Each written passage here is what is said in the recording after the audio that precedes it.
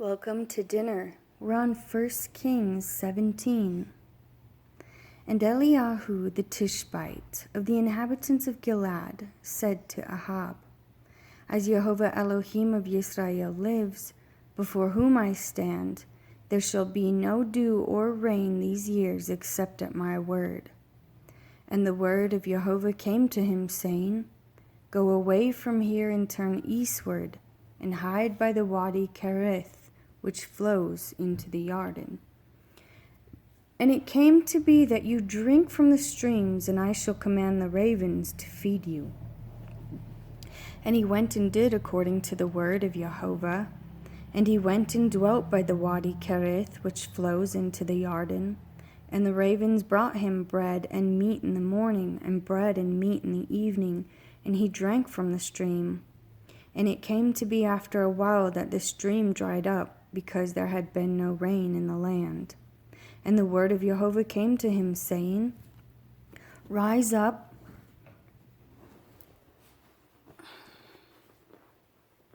go to Sarephath,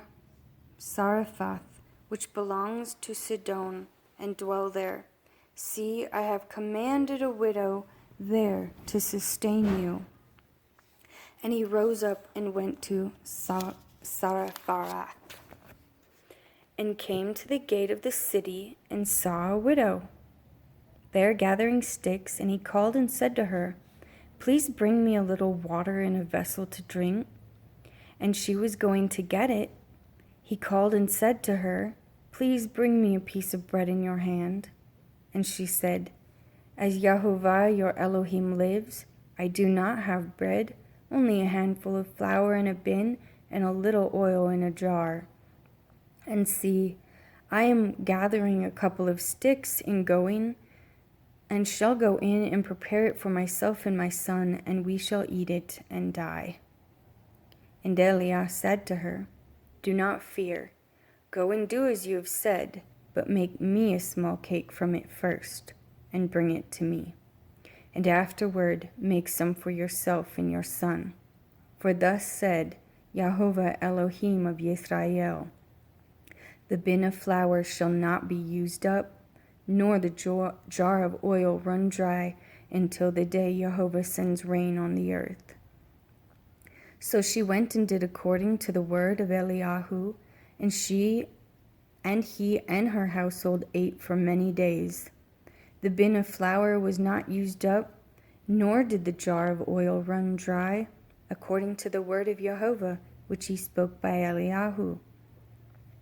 And after these events it came to be that the son of the woman who owned the house became sick, and his sickness was very severe, until there was no breath left in him.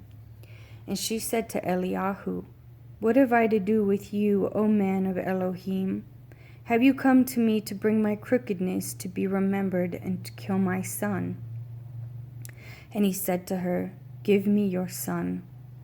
So he took him from her arms and took him to the upper room where he was dwelling, and laid him on his own bed, and cried out to Jehovah and said, O Jehovah my Elohim, have you also brought evil on the widow with whom I am sojourning to kill her son?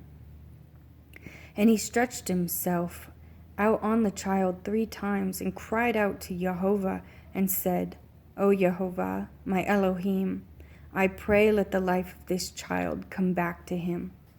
And Jehovah heard the voice of Eliyahu, and the life of the child came back to him, and he lived. And Eliyahu took the child and brought him down from the upper room into the house, and gave him to his mother. And Eliyahu said, See, your son lives. And the woman said to Eliyahu, Now by this I know that you are a man of Elohim, and that the word of Jehovah in your mouth is true. After many days it came to be that the word of Jehovah came to Eliyahu in the 3rd year, saying, Go present yourself to Ahab, and I give rain on the earth. Thereupon Eliyahu went to present himself to Ahab, and the scarcity of food in Shomron was severe. And Ahab called Abadyahu, who was over his house, Now Obadiah feared Jehovah exceedingly. And it came to be, while Isabel cut down the prophets of Jehovah, that Obadiah had taken 100 prophets and hidden them, 50 to a cave, and had fed them with bread and water. And Ahab had said to Obadiah, Go into the land, to all the springs of water, and to all the wadis. It could be that we find grass to keep the horses and mules alive, and not have any livestock cut off. And they divided the land between them to pass over it. Ahab went one way by himself, and Obadiah went another way by himself. And as Obadiah was on his way, then see, Eliyahu met him, and he recognized him, and fell on his face, and said, Is that you, my master Eliyahu? And he answered him, It is I. Go say to your master, Eliyahu is here.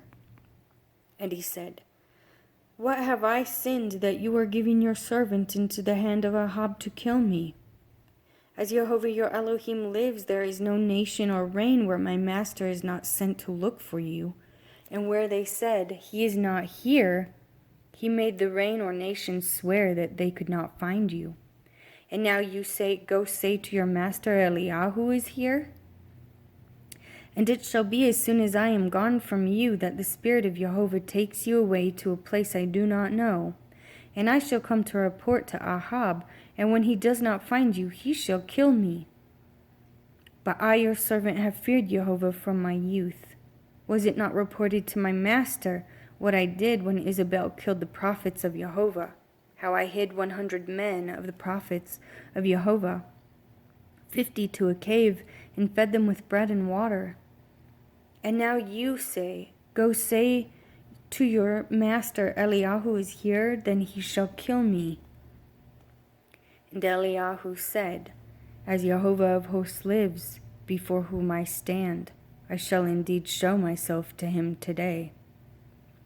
Obadiah then went to meet Ahab and informed him, and Ahab went to meet Eliyahu. And it came to be, when Ahab saw Eliyahu, that Ahab said to him, Is that you, O disturber of Israel? And he answered, I have not disturbed Israel, but you and your father's house, in that you have forsaken the commands of Jehovah, and you have followed the Baals. And now, send and gather all Israel to me on Mount Carmel, the 450 prophets of Baal, and the 400 prophets of Asherah, who eat at Isabel's table.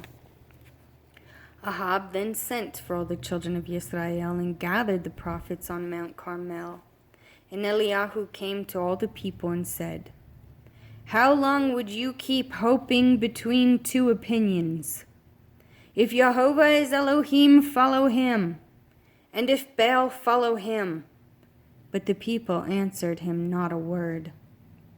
And Eliyahu said to the people, I alone am left a prophet of Jehovah, but the prophets of Baal are 450 men. And now let them give us 2 bulls, and let them choose 1 bull for themselves, and cut it into pieces, and lay it on the wood, but set no fire. And I prepare the other bull, and shall lay it on the wood, but set no fire. And you shall call on the name of your mighty one, and I call on the name of Jehovah. And the Elohim who answers by fire, he is Elohim. So all the people answered and said, The word is good. And Eliyahu said to the prophets of Baal, Choose 1 bull for yourselves and prepare it first, for you are many. And call on the name of your mighty one, but set no fire. So they took the bull which was given them, and prepared it, and called on the name of Baal from morning even until noon, saying, O Baal, answer us. But there was no voice and no answer.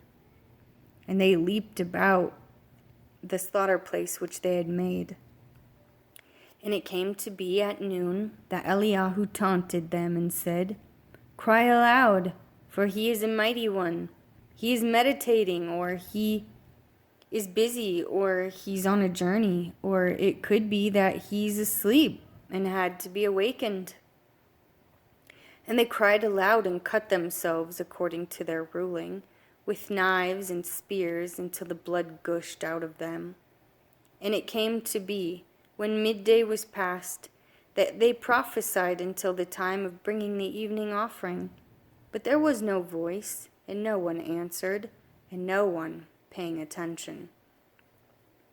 Then Eliyahu said to all the people, "Come closer to me." And all the people came closer to him. And he repaired the slaughter place of Jehovah that was broken down. And Eliyahu took 12 stones, according to the number of the tribes of the sons of Yaakov, to whom the word of Jehovah had come, saying, Yisrael is your name. And with the stones he built a slaughter place in the name of Jehovah, and he made a trench around the slaughter place, large enough to hold 2 seahs of seed. And he arranged the wood and cut the bulls in pieces and laid it on the wood and said, "Fill 4 jars with water and pour it on the ascending offering and on the wood." Then he said, "Do it a second time," and they did it a second time. And he said, "Do it a third time," and they did it a third time. And the water flowed around the slaughter place, and he filled the trench with water too.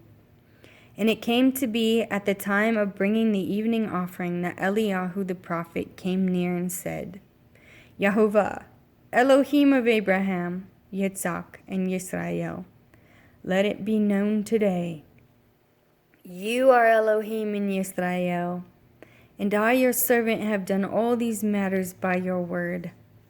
Answer me, O Yehovah, answer me, and let this people know that you are Yehovah, Elohim, and you shall turn their hearts back to you again." Then the fire of Jehovah fell and consumed the ascending offering, and the wood, and the stones, and the dust, and it licked up the water that was in the trench. And all the people saw and fell on their faces and said, "Yehovah, he is Elohim. Yehovah, he is Elohim." And Eliyahu said to them, "Seize the prophets of Baal. Do not let one of them escape." So they seized them, and Eliyahu brought them down to the Wadi Kishon and slew them there. And Eliyahu said to Ahab, "Go up, eat and drink, because of the sound of the noise of rain." And Ahab went up to eat and to drink, and Eliyahu went up to the top of Carmel, and he bowed down on the ground and put his face between his knees, and said to his servant, "Go up, please, look closely toward the sea." So he went up and looked closely and said, "Not a speck." And 7 times he said, "Go again." And it came to be the 7th time that he said, "See, a little cloud as small as a man's hand is coming out of the sea." And he said, "Go up and say to Ahab, hitch up and go down before the rain stops you." And in the meantime it came to be that the heavens became black with clouds and wind, and there was a heavy rain while Ahab rode and went to Yisrael. And the hand of Jehovah was on Eliyahu, and he girded up his loins and ran ahead of Ahab to the entrance of Yisrael. And when Ahab reported to Isabel all that Eliyahu had done, also how he slew all the prophets with the sword, Isabel sent a messenger to Eliyahu, saying, "So let the mighty ones do to me, and more also, if I do not make your life as the life of one of them by tomorrow about this time." And he feared, and rose up and ran for his life, and went to Beersheba, which belongs to Yehudah, and left his servant there. But he himself went a day's journey into the wilderness, and came and sat down under a broom tree, and prayed that he might die. And he said, "It is enough. Now, Jehovah, take my life, for I am no better than my fathers." And he lay and slept under a broom tree. And see, a messenger touched him and said to him, "Rise, eat." And he looked and saw by his head a cake baked on coals in a jar of water. So he ate and drank and turned and laid down. And the messenger of Jehovah came back the second time and touched him and said, "Rise, eat, for the journey is too much for you." And he rose up and ate and drank and went in the strength of that food 40 days and 40 nights as far as Horeb, the mountain of Elohim. And there he went into a cave and spent the night. And see, the word of Jehovah came to him and said to him, "What are you doing here, Eliyahu?" And he said, "I have been very jealous for Jehovah Elohim of hosts, for the children of Israel have forsaken your covenant. They have thrown down your slaughter places, and they have killed your prophets with the sword, and I am left, I alone, and they seek my life to take it." And he said, "Go out and stand on the mountain before Jehovah, and see, Jehovah has passed by, and a great and strong wind tearing the mountains and breaking the rocks in pieces before Jehovah. Jehovah was not in the wind, and after the wind an earthquake.